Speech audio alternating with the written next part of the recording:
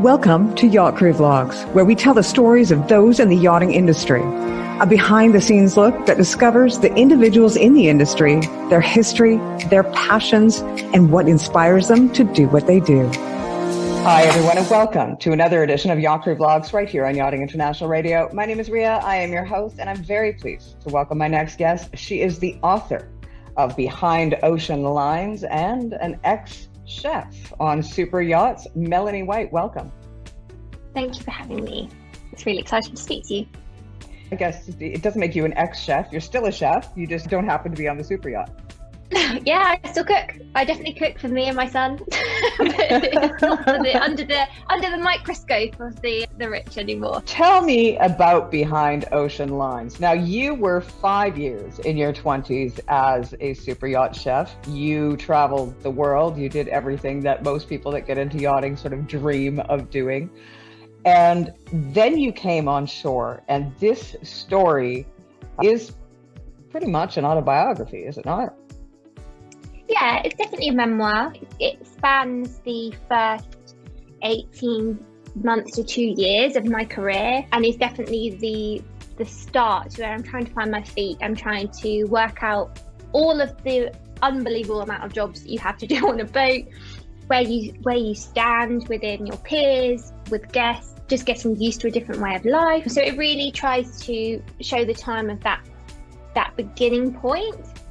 And I wrote it at the time when I was still working. I started writing, and then I found that I was actually uncovering or healing process really of what had happened in those first 18 months. And I definitely had a big decline in my mental well-being. And at one point I was very depressed and experienced suicidal ideation. And it was this area of life in my brain that I had never stepped into before. And I managed to crawl my way back from it, have a really good career. But in the writing process, I was able to uncover, okay, what really happened to me? And it was only in that writing process I realized, actually, when I mentioned the story to other people, I wasn't the only one. And it was when other people were saying, well, I've felt like that at sea before. And then when I really uncovered, when I started working in the shipping industry, what's really going on with seafarers with the levels of isolation and the high workload and pressure, that I really wasn't on my own. There was loads of people going through the same thing. And so I thought, well, why on earth is this not out there? It is here and there, but I thought this book is actually the perfect opportunity to say, okay, well, this is what happened to me. And if you're going through it, you're not alone. The world looks at super yachts and yachts, and it's a glamorous existence, or it seems so. There's such a thing as cabin fever. And I don't think people see that. You know, when we talk about cabin fever, we think about somebody up in the middle of, for example, Canada on a mountain in a tiny little cabin stuck there forever, not on a beautiful super yacht in the middle of the ocean. But it's a similar concept, isn't it? It may be beautiful, it may have all the amenities, but you're still stuck in a small place with a certain amount of people, unending. Yeah, absolutely. And I think this is where it becomes your home. It can be your home or it can be a prison. And actually the way in which you can find your feet in yachting is that it really needs to become your home. And when it doesn't work is when you've got all of the recipe for a bad time, which is, lack of sleep, perhaps, your nutrition isn't where it needs to be. You might be around very difficult individuals. And if you are in that position, when you don't have active support, maybe from being able to go home or see people that you know really well, with the absence of that, you can really quickly spiral.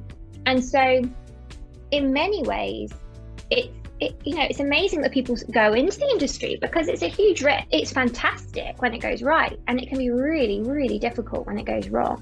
And I think that was, again, the driving force of trying to make sure the story was out there, because I want people to go into the industry excited, but also with their eyes wide open. And I think the book does do that. It shows all the highs as well. There are highs, and that's what makes the industry so great.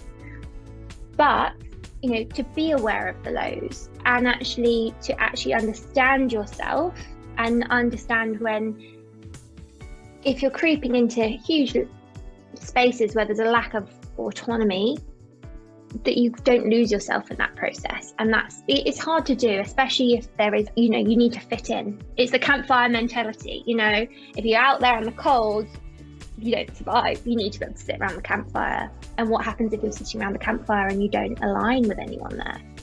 That's difficult. As you were writing this book, because it was just released 2022 August, correct? October, so it's really new. Yeah, 11th wow. October on World Mental Health Day. Yeah, so very, very recent. You also co-founded, in 2020, Seize the Mind. Now, what I found interesting about Seize the Mind is that it's all about creating mentally healthy crew, yes, but the mental health first aid. I've never seen it referred to as that. And it just makes so much sense because everywhere you go, it doesn't matter whether it's on land, whether it's on the water, everyone has a first aid kit. I mean, that's the basics of even opening a business, is you have to have a first aid kit. Tell me about that. Yeah, so it's really set up on the premise of an organisation. They've been running this for quite a few years. It started in Australia. It's recognised in many countries worldwide, and it's been put into lots of companies and businesses on land, but there was nothing at sea. And so a friend of mine, Emma, we both saw this absence and also this kind of experience we both had where we'd had declines in our mental well-being during our careers, where we thought, okay, well, let's try and create something that so people have the tools. And so there's a few levels really. There's a kind of a half day, I say kind of too much. So there's a few levels. There's a half day awareness course, and that really gets the individual to understand what's going on in them. It does a big overarching kind of look at a lot of things that are common on board, anxiety or depression or eating disorders or alcoholism, but in a very light way.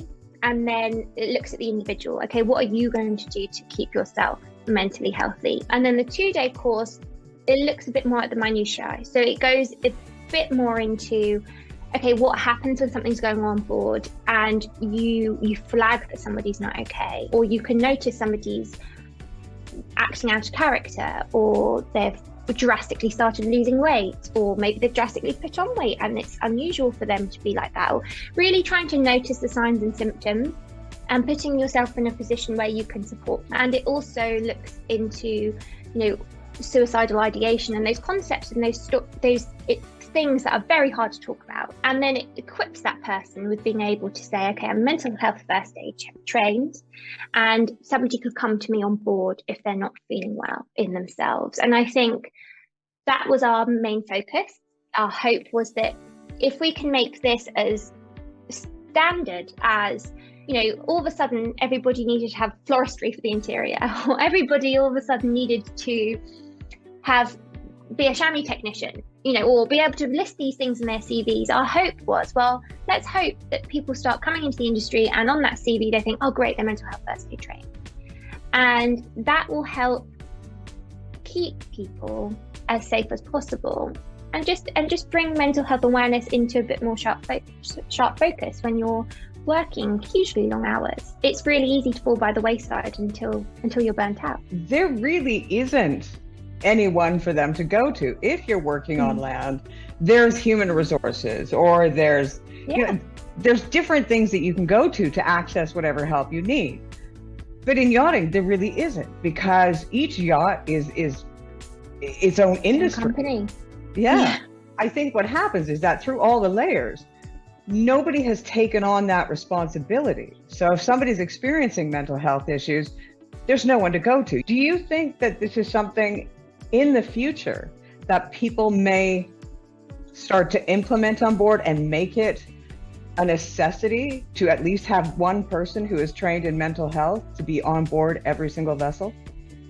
I would like, that's the aim. That would be amazing. I mean, the thing with Seize the Mind, which we really wanted to make sure was very clear, was that it's yachting specific. And so the examples that you go through case studies on the course, and they've been signed off by Mental Health First Aid England, and they can be used and delivered anywhere in the world. And that's quite unique. So it's extremely focused on yachting, And even yacht management as well. You know, we've been going into some yacht management companies and all of their shoreside staff have done the training. And so, okay, they might have a bit more awareness if someone picks up the phone to them. The hope is that that would become just part and parcel of every boat. We can try and keep banging on that door to make sure that happens. I'd love that to be the case. And then the other really crucial thing about it is the fact that that mental health first aider has somebody to go to themselves. Because if everybody's going to all of a sudden go to them with something, oof, you know, what happens to them? And so that's where kind of Seize the Mind tries to make sure that they're checking in on those individuals, or we can have the option of doing whole group trainings. And, you know, we've done that. We've gone onto a boat and trained everybody on board. And they can then go through that season with the awareness, okay, let's think about how we are with each other and what we're doing for ourselves and how we can stay healthy. And I think that's it, you know, and you get the best out of people when they're feeling at their best. Yeah. So if we can do it, you know, that's the dream. I did a lot of kind of campaigning for that in my policy job, and there are the kind of murmurings of being able to approach higher level, you know, legislations in the conventions to try and make sure it's there. But equally, I think actually what's going to happen is businesses or the industry will hopefully close round and say, well, we're doing what's a standard, so now it's time to make sure it's in policy. And I think that's the way around it will happen, rather than say whenever the STCW review is, which has been pushed back and pushed back and pushed back because of COVID, you know, it will take them years to implement that for the trickle down. So actually, you know, we need to act upwards. So that's the aim. Who do you think should buy your book? Anybody. Well, for starters, any yacht crew, particularly any green yacht crew. I think just having a bit more context amongst your basic STCW certificates. I think anybody working on a boat, to be honest, with those levels of going to your bunk at the end of the day feeling absolutely exhausted and thinking, am I the only one? I mean, I know everyone else is exhausted, but are they feeling like this? You know, or are they, you know, is it just me? You know, anybody, and even anybody on land really, that's woken up and thought, I can't do this anymore. I just can't do life anymore. And that was the point. I started writing the book for myself, and I realized by the time I finished writing, I'm actually writing this for every person that just has given up. And there is a light at the end of the tunnel, but if you're in the kind of gloopy, awful, bottomless pit of depression, it is very hard to see that. And it's even harder to see that when you're at sea. So really the story is for anybody. And I know that sounds, of course, that's the classic line anybody would say for their book. But, you know, anybody that's woken up and just thought, no, I can't do this today. Hopefully they'll get to the end of that book and think, no, I'm not alone in this. Well, and, you know, from the bit that I've read so far, I think it is really important for those people that are entering the industry to see this. You know, when they're in it, that there isn't an ability to then, you know, stand up or think, hang on a minute, if this was happening, you know, how many years ago was it when I started writing it? 8 years ago. Why is that still happening now? How, you know, I really would like it to be a seed of a kind of discussion for, well, how are we going to make this industry the best industry to work in? Because it is a fabulous one, but sadly people crash and burn out of it, and then the next generation comes and they crash and burn out of it, and there's this cycle where actually people could create really amazing long-lasting careers if the cultures on board sustain that. Where can they get your book? Anywhere online. They can get it on Amazon if you want to give Jeff $1, but you know, it ships anywhere. Bookshop.org. I have all the links in the bio of my Instagram if people want to go there, and you can also go to the publisher Lemon Quartz, and it has on their website a list of everywhere that you can buy it around the globe. Well, we're going to also include a link to Seize the Mind, just in case, you know, you're interested in being that one person on your boat, or perhaps getting the entire crew capable of recognizing the signs. Yeah, let's hope so. Melanie, I want to say thank you very much for your time. No, thank you for having me. It's been a real pleasure to be able to speak to you and to be on your platform. The book is called Behind Ocean Lines. If you are considering or are in the industry, or as she said, just anybody that is interested in either yachting or mental health, please do pick up a copy. We'll provide a few of the links and, of course, her Instagram below this interview when it airs. The author is Melanie White. My name is Ria Rao. I have been your host. We'll see you again next time.